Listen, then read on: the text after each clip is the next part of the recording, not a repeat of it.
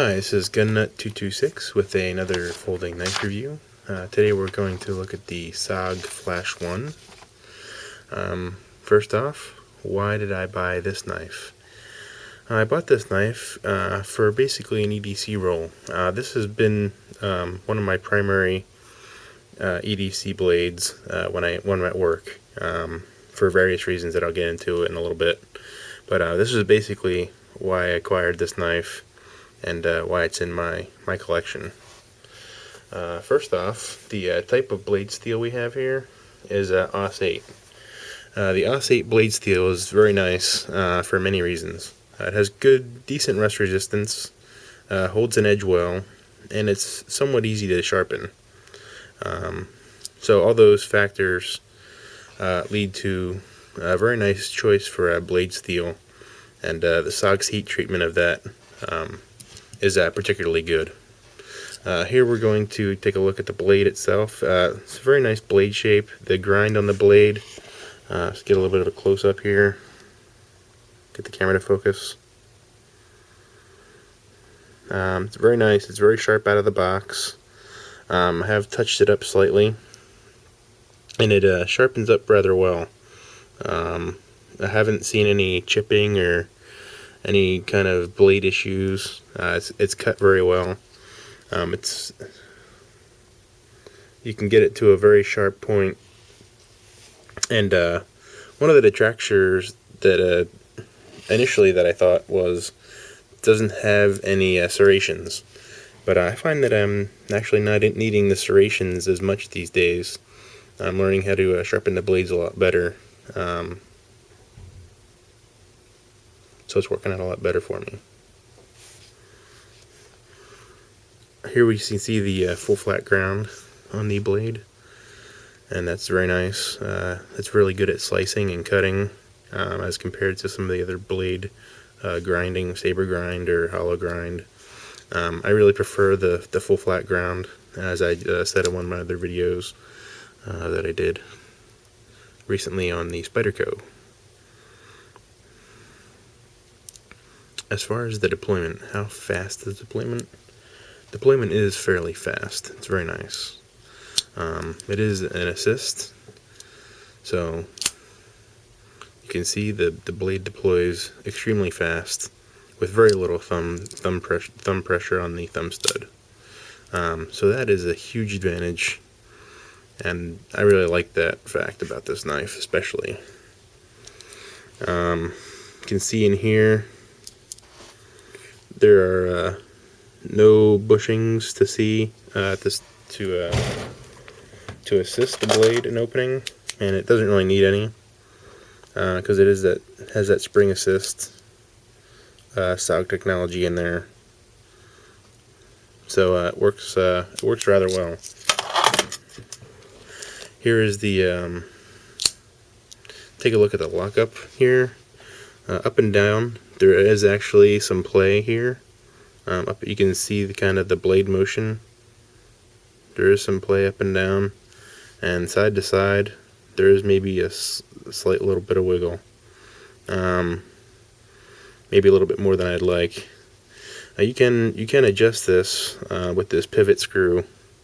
However, it may affect the speed of deployment, and I really didn't want to mess with it out of the box. But you might be able to improve that slightly. I really also like this lock type, except for one minor thing. You can see here this is a slide. It slides back and forth. So sometimes when you're walking around, this can actually jiggle in your pocket. I've heard it before, and that's kind of annoying sometimes. But for the most part, it's not a problem. Now I know some people here on YouTube say that this lock is not really required, but I did find a couple times in my pocket that the blade did deploy on its own. I'm not sure how exactly, but I went to pull it out and it was already halfway deployed, and so it kind of got jammed up in my pocket, and it wasn't a good situation, I guess. So I usually do keep the lock engaged now.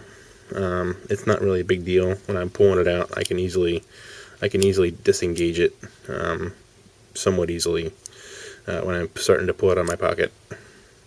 So I don't find that's a huge deal to do, just for that extra safety step, since I did have it deploy actually twice in my pocket before.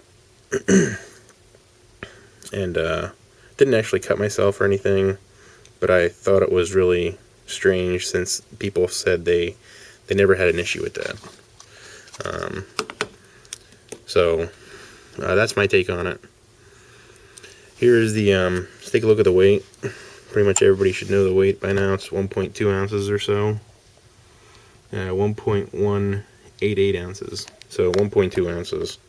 It's an extremely light EDC blade, and this is one of the reasons that I like to use it for its lightweight utility. It is a decent blade, and it holds up really well for 1.2 ounces. The material, the handle material, is just the basic Zytel. You can see here, you can see the seam between the two parts of where the thing is put together. I'm not sure if you can actually take this knife apart, but I'm guessing you probably can. We look in here.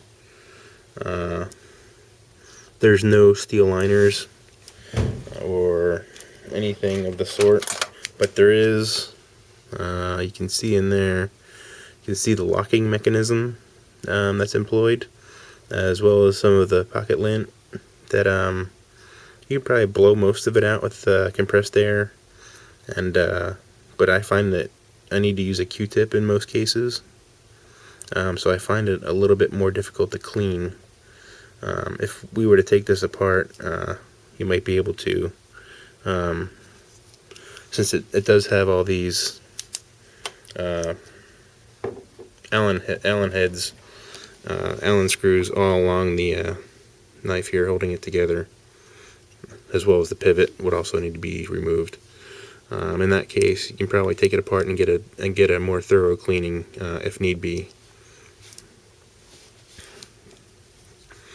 And I did make another video that I'm going to post after this one about the pocket clip, and how this screw that holds the pocket clip in is tapped. There's no steel insert or metal insert into the Zytel, so the possibility of that stripping out exists, as well as these screws along the side are not anchored in any way other than Zytel. So they have the potential of stripping out eventually. So that could be a potential issue after long-term use. I haven't seen it to be an issue just yet, but it could be. Here we go with the traction. You can hold it pretty well in your hand. It's a little bit small in my hand. I have a little bit larger hands. But these finger grooves here do provide a very nice little grip on it. There is some jimping there, but it's not really functional whatsoever.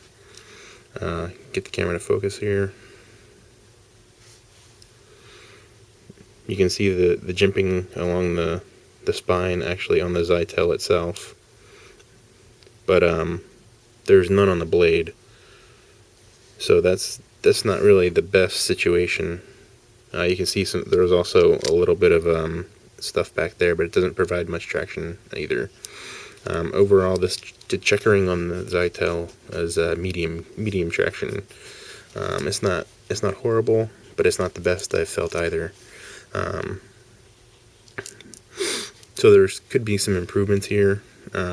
Maybe put some jimping down here, and especially here on the blade, it'd be really nice to have something here, some additional jimping or something, some more traction material. Like I said in the next video I'm going to post, I did have an issue with the pocket clip. The pocket clip did snag, and I did bend it up. It bended up at an extreme angle, right about this point. I then tried to rebend it, and it snapped pretty quickly. So that whatever metal they use for that is pretty brittle, and I didn't have success bending it back. However, I did go to SOG's website, filled out their form, and in like 2 or 3 weeks they sent me a new pocket clip. And I'm not sure how long they guarantee their pocket clips for, but it might be a lifetime. I'm not really sure. Didn't ask me when I bought the knife or anything like that, so that's a good thing that they stand behind their product. Other than that, the pocket clip is a really nice design, which is one of the other reasons that I really like this knife is the weight and the pocket clip. You can see it carries very deep in pocket, which is very important to me here in the more professional office environment that I'm in. It's really important that I have a deep carry, and it's not really, the blade isn't exposed, and this really provides that for me. It's extremely light, fits in a suit well, in a suit pocket even. I've carried this, and the when it locks into your pocket, it's a very strong pocket clip, and I've never had an issue of it falling out. So it's a really good design. I wish more knives would have designs like this. There are very many similar designs, but this is probably the best by far. Overall, I've probably had this knife for probably 6 months or so, and it has done really well. No issues with it other than the pocket clip. A little bit of a lockup issue, up and down, maybe a little bit side to side. But other than that, it's really nice. Let's take a look at the length here. Overall length is about a little under 6 inches. The blade length is about 2.5 inches or so. And the handle's just slightly over 3.25, about 3.25 inches or so. So a really good size for carrying in pocket. I guess one of the other dimensions that I've been concerned with more recently is how wide is this thing, right? We take a look here. We can see it's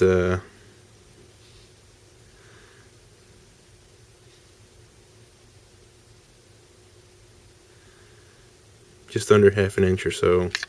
So it's pretty decent for its size and weight.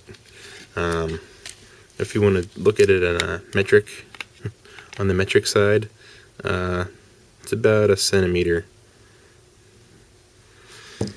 So you can make the conversion, or whatever you need to do there for my international viewers. I've been getting some more of those recently, so I want to say thanks to those guys out there. Overseas okay, viewers. So the cost of this guy is about, I paid $33 for it online. So that's a fairly high cost for me.